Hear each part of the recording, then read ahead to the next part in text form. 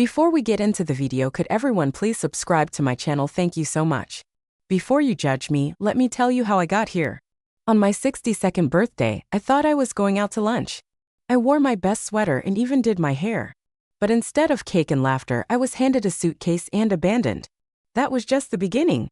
If you think betrayal only comes from strangers, wait until it wears your last name. Stick around till the end and tell me in the comments where you're watching from. They say a mother's love is unconditional, that it's patient, forgiving, and eternal. I believe that I lived that. Every scraped knee, every sleepless night, every school play, I was there for Brandon, my only son. I woke up on my birthday with a flutter in my chest, that familiar warmth of anticipation. 62, alone in my modest house in Dayton, Ohio, but hopeful. Brandon hadn't called much lately. He said work was hectic and that things with his wife were tense. But surely he'd show up today. I made pancakes, his favorite, and even set 2 plates. By noon, I was still alone. My heart sunk a little, but I refused to spiral. I checked my phone a dozen times, reread old texts just to feel some connection. At 1 p.m., the doorbell rang. I opened it to see Brandon standing there with that boyish grin he used to wear when he wanted something. "Happy birthday, Mom," he said, holding a small grocery store bouquet. I smiled through the sting in my chest and hugged him tight. "You came?" "Of course," he said, patting my back stiffly. "Get dressed." I made lunch reservations. I didn't even question it. I grabbed my coat, a little purse, slid on the shoes that always pinched my toes but looked nice. I felt giddy like a girl going to prom. But we didn't drive toward the city or any restaurant. We pulled into a place with a long driveway lined with maple trees whose leaves had turned to ash, gold, and red. I looked up at the sign and felt my stomach twist. Willow Pines Senior Living Facility. "Brandon, what is this?" He cleared his throat. "Mom, we need to talk. This isn't safe anymore. You live alone, and with your memory lapses." "What memory lapses?" I snapped. He kept talking. "I found a great place. It's safe, comfortable. You'll have people your age, activities." I laughed, that bitter kind of laugh that doesn't feel like laughing at all. "You're kidding. You brought me here on my birthday." He got out of the car. "Let's go inside." I refused to move. That's when he opened the trunk. My suitcase was already packed. I stared at it, frozen. "You went through my things?" He sighed. "Don't make this harder than it needs to be." Inside, it felt like time had stopped. Smiling faces at reception, the smell of antiseptic and overcooked vegetables. He handed over papers, legal papers, a transfer of power of attorney. My name, his signature, done. I didn't cry then, not yet. I let them lead me to a room with beige walls, an adjustable bed, and a small window facing a brick wall. My birthday gift.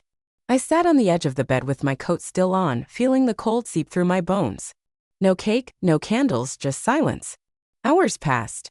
I finally opened the bouquet had wilted. From the car ride, the flowers looked like I felt that night. I lay awake listening to the quiet rustle of nurses, the distant sound of a TV somewhere down the hall. The mattress was too firm, the sheet smelled like bleach. I replayed every conversation with Brandon over the past year, trying to see the signs I'd missed. I thought of all the times I said yes when I should have said no, the times I covered for him, loaned him money, made excuses to others, the moments I swallowed disappointment because I loved him. But that night, I stopped defending him. Something cracked inside me, something essential. The next morning, I asked a nurse for my cell phone. She said my son had taken care of it, disabled the line, said it was too confusing for me. It was then I realized I wasn't here to be cared for. I was here to be erased. And if I didn't find a way out, they'd succeed. But I'm not as fragile as they think, not even close. I stopped eating for 2 days, not because I was trying to make a statement, but because I simply couldn't stomach the food or the truth. There's something about being treated like you're no longer useful that breaks a part of you that never fully heals. I'd raised a child, built a home, loved fiercely, and now I was just a room number and a patient chart. The nurses were kind mostly, but kindness can feel like a form of pity when you're trapped. They called me sweetheart and Han like I was 10 or 100. No one asked what I did before, no one asked what I loved. To them, I was just another old woman wearing slippers and forgetting things, even if I hadn't forgotten a damn thing. My roommate Doris slept all day and snored all night. She didn't talk much, but when she did, it was about people who hadn't visited her in years. I listened because I knew the ache of absence too well. I tried to keep my mind sharp. I watched the news in the common room and did the crossword puzzles they left in the hallway. I reread a novel I'd already read twice before, but something inside me was sinking deeper, darker. Then on the fourth day I met Ruby. She wasn't supposed to work that day. A nurse called in sick, and Ruby, young with braids pinned up under her scrub cap and kindness in her eyes, filled in. She was checking my vitals when she said, "You don't belong here." I looked at her, startled. She smiled. "Don't get me wrong, a lot of folks need help, and that's okay. But you don't seem lost." I blinked away the sudden sting in my eyes. We got to talking. She asked about Brandon. I told her what I could without falling apart. She listened, not just nodded, really listened.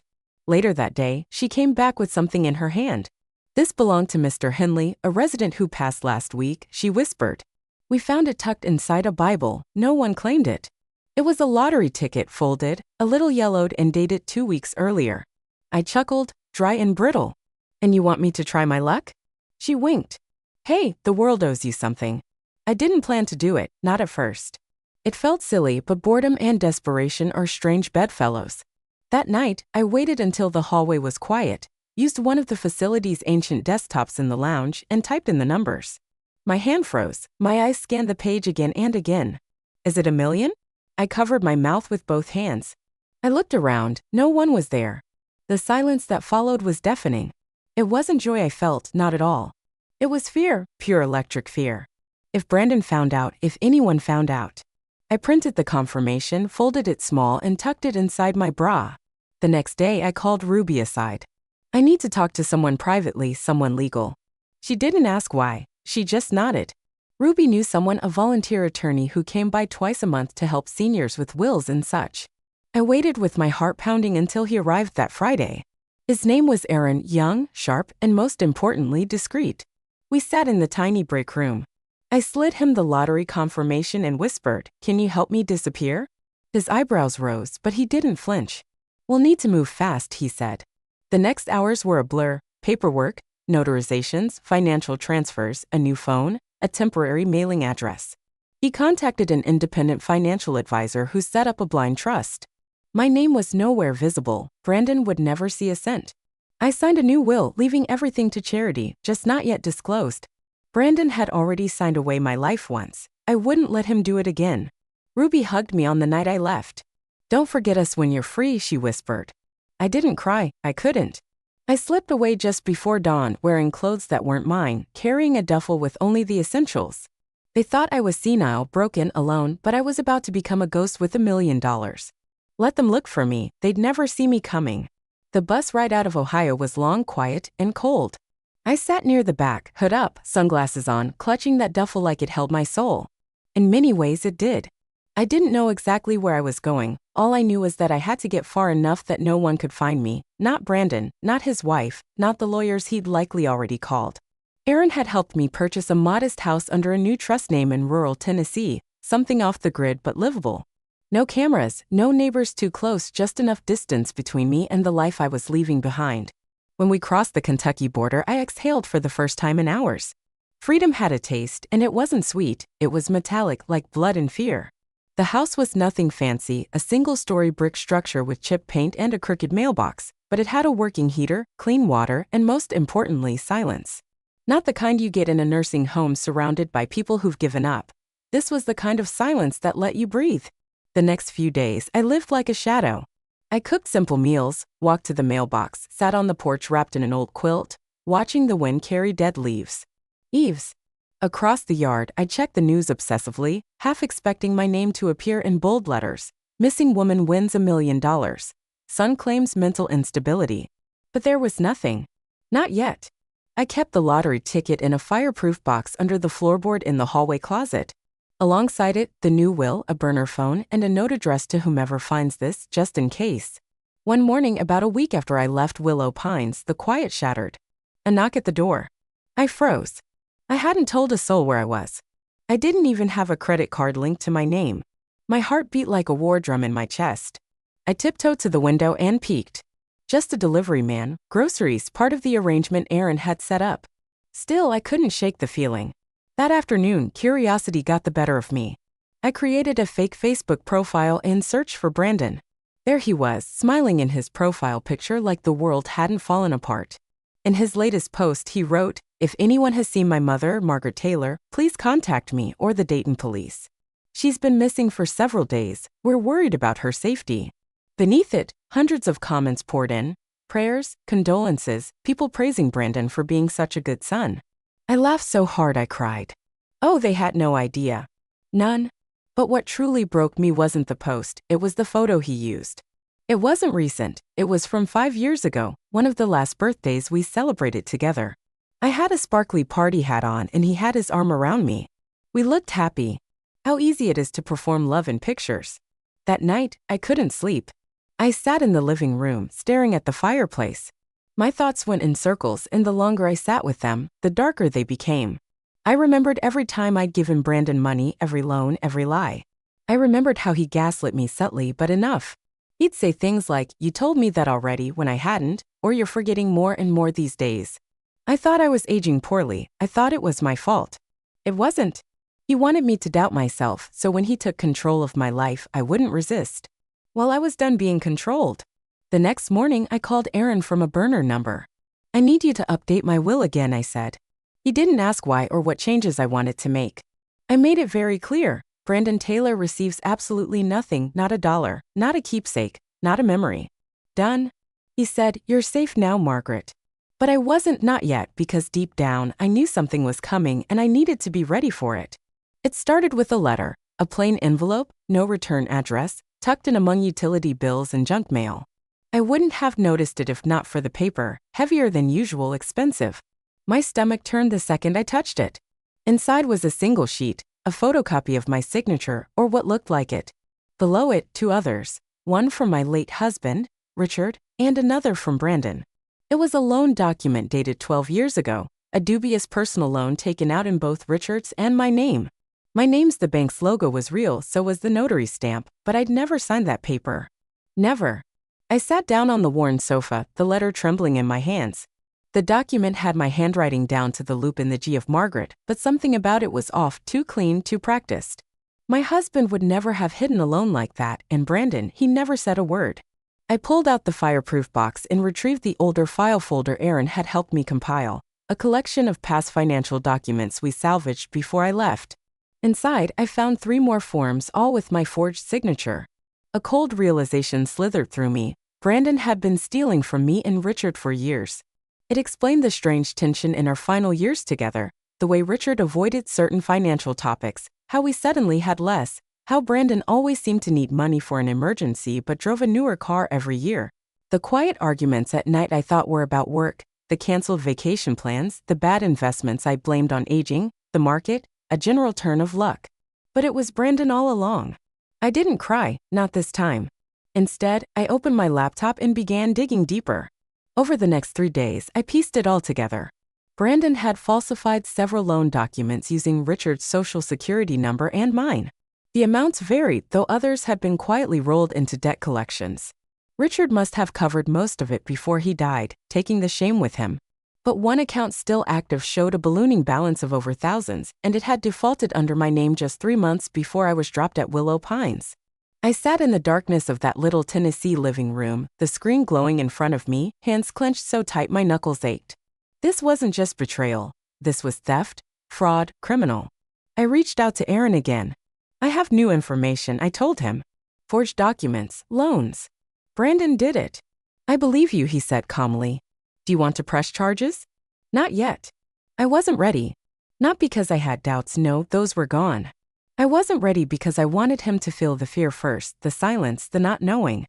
I wanted him to wonder if I knew. Because the truth was I wasn't hiding anymore, I was hunting. I began gathering every document I could, every account tied to my name, every old email, every financial notice Brandon once sent on my behalf. I even contacted the old bank we used and requested records under a legal pretext. Aaron helped me draft. Piece by piece, the puzzle formed, and what it revealed made my blood run cold. Brandon had taken out a high-interest loan against the small business I once co-founded with Richard back in the 80s, a catering venture we ran from our garage in those early years. He used that LLC, still technically active, to secure a doubles line of credit. He signed it using Richard's name 2 years after Richard had died. That wasn't just a moral failing, that was federal fraud. I saved everything to an encrypted folder.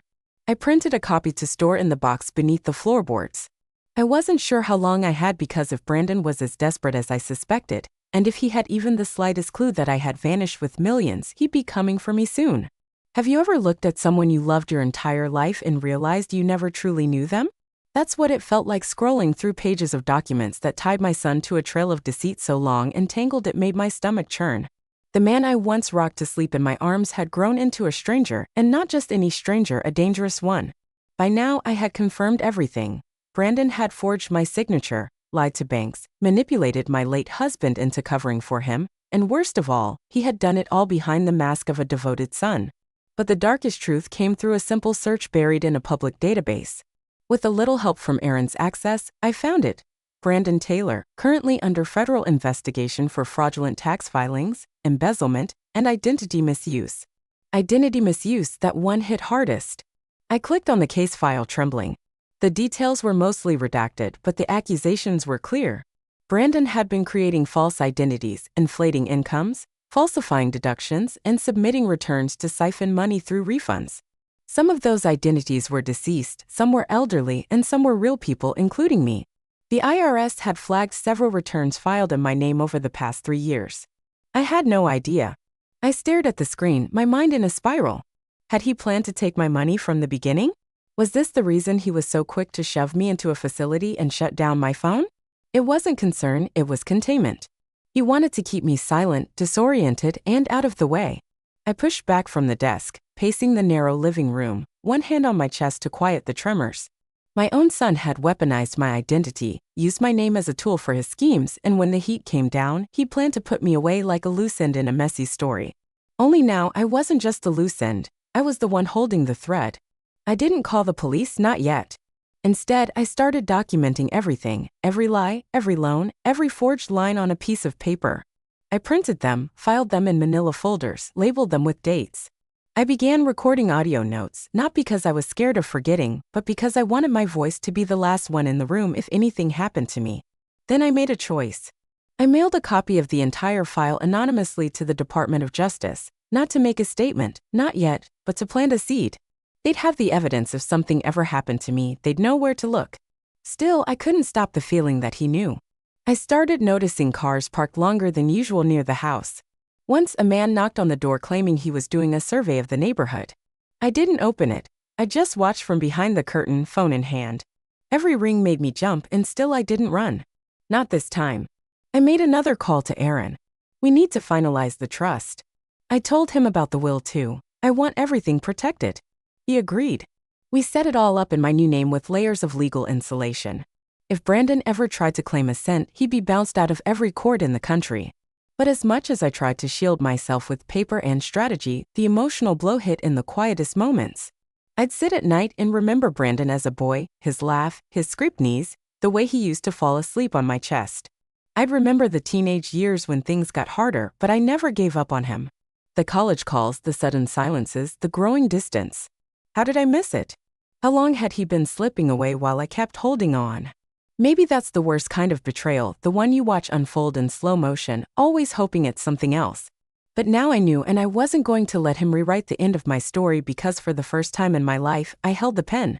The letter came in a plain white envelope, no return address. But the moment I saw the handwriting, I knew.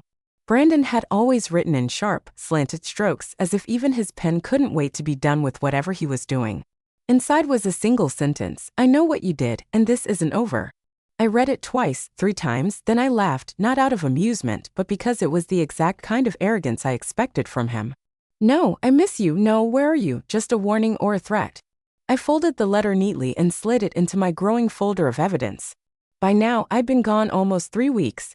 Brandon had launched what looked like a public campaign of concern, begging for information, giving interviews to local news stations, playing the role of the heartbroken son searching for his confused and vulnerable mother. It would have been comical if it weren't so chilling. And then, just as I feared, he made his move. A letter arrived from the county courthouse in Dayton, official certified. I signed for it with trembling hands and sat down to open it at the kitchen table. He had filed a petition to have me declared mentally incapacitated. I couldn't breathe.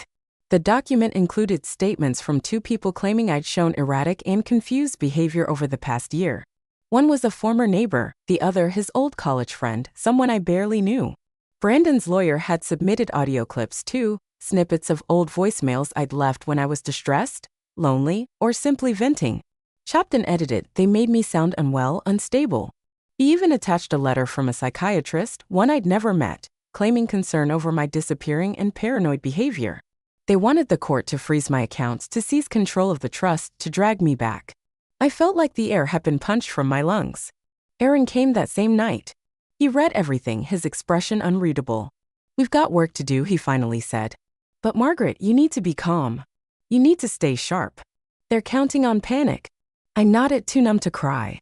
The next few days moved like a storm. Aaron contacted an experienced litigator to help us prepare. We gathered documents, video calls, financial logs, even a data journal to prove I had been of sound mind every day since I left. We scheduled an independent psychiatric evaluation. The doctor, a kind woman named Dr. Levine, came to the house and spent 3 hours with me. She asked about my childhood, my late husband Brandon. I told her everything. She didn't pity me, she listened. She asked real questions, and when she left, she touched my hand and said, "You're the most lucid person I've seen this week." It felt like the first breath I'd taken in days. Still, the pressure mounted. News of the hearing leaked. The internet, which had briefly sympathized with Brandon's missing mother saga, began to shift. Questions arose. Why hadn't I contacted anyone? Was I unstable? Was someone else pulling the strings? The media loves a mystery, and Brandon knew how to feed them one. But I wasn't afraid anymore because now I had more than just proof, I had purpose.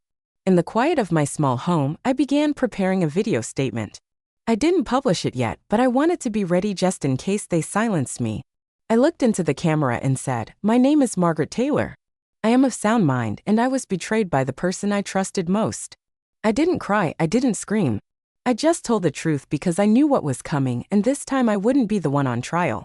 The courthouse in Dayton hadn't changed since the last time I passed through it years ago when I paid a parking ticket and sat in a room full of people hoping to forget their mistakes. Back then, I was a wife, a mother, someone who believed in giving people second chances. Now I was the accused. Aaron had advised me to dress simply but strongly, something that said, "I'm not here to beg, I'm here to be heard." I wore a navy blue coat with silver buttons, my husband's old watch, and a pair of sensible heels that clicked defiantly with each step through the courthouse halls. Brandon was already seated at the front of the courtroom when I arrived. He stood as I entered, like a perfect performance, a mask of concern draped over his face. He even offered a smile, the kind that strangers would interpret as warmth, but I saw it for what it was. He was here to bury me. The judge, an older man with tired eyes, introduced the case. In the matter of Margaret Taylor's mental competency, the words hung in the air like smoke.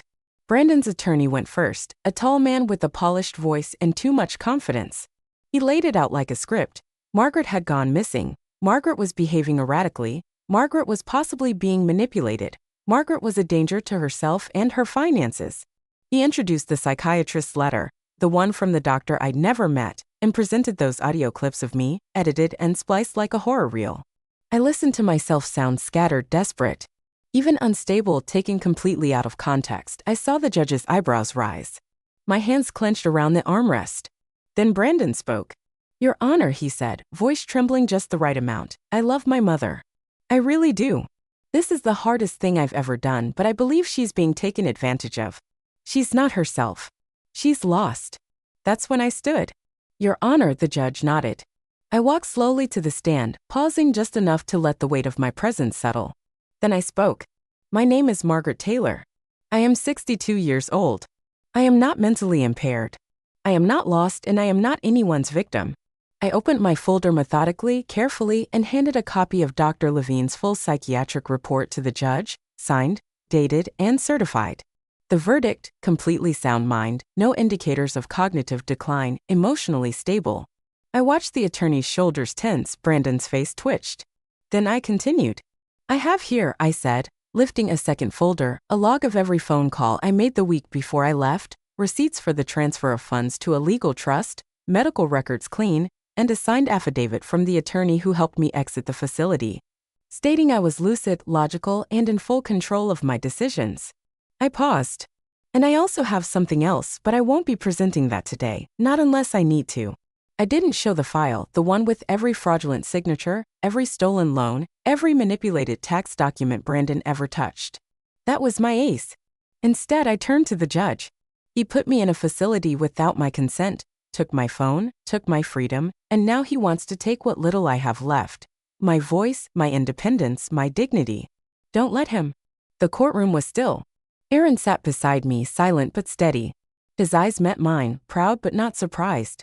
The judge leaned back, thumb-tapping the file. I need time to review all documents in the medical evaluation.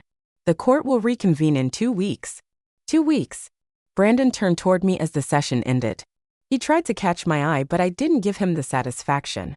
He left the courtroom with clenched fists and a jaw set tight. His mask was cracking, and I walked out with my head high.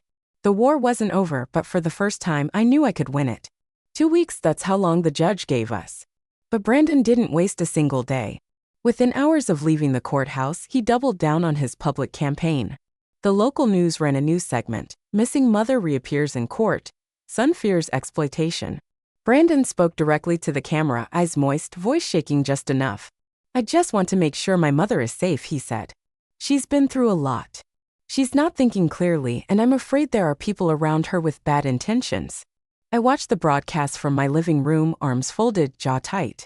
There were no bad people around me, just Margaret Taylor, the woman who raised him, who sacrificed, who forgave more than any mother should. And he had the audacity to paint. To me, as a puppet, that was the moment I knew the silent war I had declared in my heart was no longer enough. I needed to act. I called Aaron and asked him to come by. When he arrived, I handed him the sealed envelope with every document I had collected. The fraudulent loans, the forged signatures, the tax returns Brandon had filed under my name. Send it, I said, not to the court, to the Department of Justice anonymously. He opened the envelope, flipped through the pages, and nodded. This will get their attention, I'm counting on it. But I wasn't done. That night, using one of my new aliases and a fresh online account, I made a sizable donation, $5 million, to a national nonprofit organization that protects elderly individuals from financial abuse. No name attached, just the transfer. Within a week, they launched a campaign using my case as a symbol. They didn't name me, but the timing was too perfect. People started whispering, sharing, questioning. How does a mother vanish?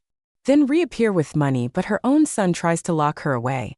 Comments flooded social media. Something's off with the son. Let her speak. Why hasn't anyone asked her side? I don't trust him. Brandon's carefully constructed image began to wobble, then break. I hadn't expected a journalist from a major newspaper to reach out to Aaron. She wanted to hear my side of the story. She promised discretion, no names, no photos, just truth. I agreed. We met at a quiet cafe 2 towns over. I wore sunglasses and a hat. We sat in the corner booth. She hit record and let me talk. I told her about the facility, about being dropped there without warning, about Brandon taking my phone, my accounts, my dignity. I didn't mention the lottery, not yet. When she asked about the court case, I simply said, he's trying to take control of my life. Again, the story ran 2 days later. Mother or millionaire, the silencing of Margaret T. It didn't take long for the dots to connect. People online began speculating. Was the missing mother actually the anonymous donor? Was this why her son wanted her declared incompetent? More whispers, more doubts, and still I remained quiet because Brandon's downfall wouldn't come from an accusation, it would come from a reckoning. 2 days before the court reconvened, Aaron received a call. It was from the Department of Justice. They had received our anonymous file and were opening a case. Brandon didn't know it yet, but while he was building a castle of lies in courtrooms and cameras, I was setting fire to the foundation, and the flames were getting higher. The second hearing felt colder, not because of the weather, though the Tennessee wind had turned cruel that week, but because something had shifted in the air around us. Brandon walked into the courtroom looking less confident this time. His shoulders weren't quite as high. His lawyer whispered urgently as they took their seats. They'd seen the article, they'd seen the shift online. They were feeling the cracks. I sat calmly, my folder of documents neatly tucked, ached into my lap. I wasn't afraid anymore, I was angry. Not the kind of anger that lashes out, but the kind that sharpens into precision. This time we went first. Aaron opened with a statement that silenced the courtroom. Your Honor, he began, since the last hearing, we've completed a full independent psychiatric evaluation, submitted detailed financial logs proving Mrs. Taylor's independence and coherence. and have discovered through legitimate public records that the petitioner, Mr. Brandon Taylor, is currently under federal investigation for multiple financial crimes, including identity misuse and tax fraud. He handed the judge a copy of the public case docket. Brandon's attorney stood up immediately, protesting that the investigation had no bearing on the case. The judge held up a hand. "Sit down." The courtroom held its breath. Then came the real blow. Dr. Levine, my independent evaluator, took the stand. Calm, intelligent, direct, she confirmed that I was not only mentally competent but emotionally sound and fully aware of my decisions, including my choice to leave the nursing home. "She's not only clear," Dr. Levine said. "She's deliberate, thoughtful. There is no medical basis for any declaration of incompetence." I looked at Brandon. His hands were gripping the table so tightly his knuckles were white. His mask, that carefully constructed facade of concern, was unraveling by the second. Aaron then presented our final piece of evidence, a timeline. It showed exactly when Brandon attempted to seize control of my accounts and how that perfectly coincided with large withdrawals he made from his own failing business. Coincidence? Hardly. The judge reviewed everything in silence. Brandon was offered the opportunity to respond. He stood, his voice cracked. "My mother is sick. She's clearly being manipulated by someone. She wouldn't act like this unless she was confused or unstable. This isn't her." I stood then and faced him directly. "I am her," I said. Everyone went still. "I am the woman who stayed up with you when you had the flu at age 6, who gave up vacations, who pawned jewelry to pay for your college classes, who cooked your favorite meal even when I couldn't afford groceries for myself. I am her, and you left me in a facility like I was nothing." I turned to the judge. "And now, Your Honor, I ask you to let me prove that I am not nothing." The judge leaned forward, steepled his fingers, and spoke slowly. "Mrs. Taylor, based on the overwhelming evidence provided, your psychiatric evaluation, and the inconsistencies in the petitioner's claims, I am dismissing this case. Your financial accounts and personal autonomy are fully restored. This court recognizes you as competent and independent." I didn't cry, but my hands trembled slightly as I picked up my papers and walked out of the courtroom. Brandon didn't say a word as I passed. His eyes were wild, not with anger, but with fear. He knew it was over, at least this part. But what he didn't know was that while he'd spent weeks trying to prove I was unstable, I'd been building something far more powerful than a defense, a legacy. And I wasn't done yet. The phone call came just after midnight. Aaron's voice was tense but steady. "It happened. The DOJ opened formal proceedings. Brandon's name is on the docket." I didn't speak. I just sat there in the dark, staring out at the wind shifting the trees beyond my window. A part of me had been waiting for this moment, but now that it had come, it didn't feel victorious. It felt inevitable. The next morning, the world caught up. The media swarmed. First, Brandon Taylor, son of a recently spotlighted elder abuse case, under federal investigation. My name wasn't mentioned, not directly, but the dots were too close not to connect. People remembered the missing mother, the court battle, the anonymous donor, the frail woman who disappeared but stood strong in court weeks later. Now their perfect son was unraveling and they wanted to hear from me. I stayed quiet for 2 days. Turned off the TV, ignored the phone. I cooked myself breakfast, watched the birds peck at the frostbitten yard, sat with a pen in hand and wrote letters I never intended to send. But silence wasn't justice, it was time. I reached out to Sarah, the journalist who had met me in secret weeks earlier. I told her I was ready to speak, this time on camera. No aliases, no more shadows. We scheduled the interview for the following Friday, national news, full feature. She asked if I was sure. "I've never been more sure," I said. The day of the interview, I dressed simply. Gray sweater, small silver earrings, no makeup, no stylist, just truth. We sat across from each other in a quiet studio, the light soft and warm. Sarah leaned forward. "Margaret, the world knows the headlines they've read about Brandon, about the case, but what they don't know is the heart of it. Why now?" I looked directly into the camera. "Because it's not just about me," I said. "It's about every parent who gave everything and was thrown away, every older adult dismissed, erased, or locked up under the excuse of love. I was almost one of them, and I won't be quiet anymore." Then I told my story, the nursing home, the lottery ticket, the lies I uncovered, the file I sent. I left out nothing. Sarah's eyes welled as I spoke, but I didn't cry. I was done crying. That night, the interview aired. Millions watched. Messages poured in, people from across the country sharing their own stories of betrayal, abandonment, and survival. I wasn't just Margaret anymore. I was a mirror. Brandon didn't speak publicly, but sources close to him said he was devastated that his life was falling apart. Good. He built that life on manipulation, and now it was collapsing under the weight of his own cruelty. But I didn't gloat. Instead, I got to work. I made plans to launch a foundation, one that would protect elders from legal and financial abuse. Not in name only, but with real legal support, real funding, real advocacy. I named it the Margaret Project because if they were going to use my name to strip me of dignity, I was going to use it to give dignity back. Still, the pain lingered, not because Brandon was suffering, but because I had once loved him with a kind of loyalty that blinded me. Now I had to learn how to live without that illusion. But I had something better now. I had the truth, and no one could take that from me again. Brandon's arrest didn't come with sirens. It came with headlines. Brandon Taylor indicted on multiple counts of wire fraud, identity theft, and tax evasion. I read the news on a quiet morning with my tea in hand and my cat curled beside me. The house was still except for the steady hum of the refrigerator and the wind brushing against the shutters. For a long time, I just stared at the article, not because I didn't believe it, I did, but because I had imagined this moment so many times that when it finally came, it almost felt like déjà vu. He was out on bond, of course. Money can buy time even when it can't buy peace. But the damage was done. His name had become synonymous with betrayal. Former clients pulled their business, his credit lines were frozen, friends gone. Even his wife had issued a statement through a lawyer. She was filing for divorce. He was alone now. I should have felt triumphant, but all I felt was hollow. The thing about surviving betrayal is that it doesn't leave you whole. It leaves you wiser, yes, sharper, stronger maybe, but something soft dies in you. That blind trust, that belief that love is enough to keep someone loyal, I didn't grieve that softness, I buried it. It was a chilly Saturday when I walked into the town center for the first time since the interview aired. People recognized me.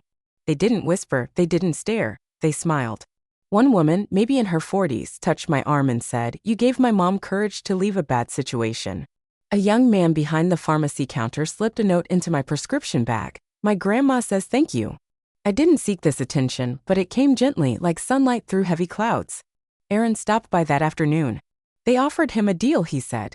10 years if he pleads guilty, if not, it goes to trial. And he? I asked, still pretending it's all some misunderstanding. He thinks he can outsmart the system. I shook my head. He's been pretending his whole life. Aaron hesitated. He still hasn't tried to contact you? I met his eyes, not directly, but I had received something, a letter, an unmarked envelope slid under my front door one evening while I was in the kitchen. Inside, a photograph. It was from my 60th birthday, me in a yellow sweater, laughing with cake on my face, Brandon beside me holding the knife, laughing too. On the back, just one sentence in his handwriting, "You always believed in me." I'm sorry that wasn't enough. I sat with that photo for hours, not crying, not raging, just remembering. Remembering the boy who asked for one more bedtime story, the teenager who drove my car into a mailbox and cried when I didn't yell, the man who hugged me tighter than usual the day his father died. They were all parts of him. I loved them, but true love demands truth, and Brandon chose lies that night. I burned the photo in the fireplace, not out of hate, but out of release. I watched the flames curl around the paper, blacken the edges, erase the smile. I didn't need a picture to remember. I needed peace, and I was almost there. The morning I returned to Willow Pines, the sky was pale gray, the kind that softens the world without hiding it. I stood outside the facility for a long moment, staring at the very place where I'd been left like luggage. The parking lot was quiet, the trees were bare, but something had changed. The front doors opened and Ruby stepped out. Before I could knock, she gasped when she saw me. "Oh my God, Margaret." I smiled. "It's me." We hugged, not politely, not briefly, but like two people who had both survived something. Her arms were warm, and I realized how long it had been since I'd felt safe in someone's embrace. Inside, the place looked different. The floors were freshly waxed, the lights were brighter, the common room had new books, a better television, and real coffee brewing in the corner. "I heard what you did," Ruby said, leading me to a quiet bench in the hallway. "The donations, the interviews, Margaret, you changed everything." "No," I said. "I just stopped letting people decide who I was." We walked the halls together. I visited Doris's old room. It was now a reading lounge. The staff looked up, some smiling, some stunned. A few residents recognized me. I nodded to each of them. They weren't invisible anymore, and neither was I. That afternoon, I gave a speech in the new activities room. There were folding chairs set up, and the staff had made cookies. Ruby introduced me like I was someone famous, but I shook my head. I'm not here because I'm rich, I began, and I'm not here because I was wronged. I'm here because I was silenced, and I know how many of you still feel that way. Every pair of eyes watched me, some welled with tears. I want to tell you something I wish someone had told me a long time ago, I said. You are not a burden, you are not forgotten, and you are not finished. Applause followed, soft at first, then louder. I smiled, feeling the weight of every lonely night I had ever spent now replaced by something warmer, something full. When I returned home, I finalized the trust. The Margaret Project would become a national organization offering legal and financial advocacy for elders in danger of being exploited. We'd hire attorneys, launch hotlines, build partnerships with senior care facilities and courts. Brandon took the deal, 10 years. He tried to send another letter. I returned it unopened. That chapter was closed. I spent the final days of the year writing letters to every person who helped me, Aaron, Ruby, even Dr. Levine. I thanked them not for saving me but for standing beside me while I saved myself. And then on the first snow of January, I did something I hadn't done in decades. I wrote a letter to myself. It was short, just 1 page. I read it aloud as I sat by the fireplace. I curled at my feet, Dear Margaret. You weren't crazy, you weren't too trusting, you weren't weak. You were just a woman who loved too deeply. And when they tried to write you out of your own life, you picked up the pen and wrote the ending yourself. I am so proud of you. With love, yourself. I folded the letter, placed it in a small wooden box, and set it on the mantel. I didn't need a legacy of money or revenge or even justice. I had something greater, freedom. And for the first time in my life, I was finally fully, completely free. Thanks for listening. Don't forget to subscribe and feel free to share your story in the comments. Your voice matters.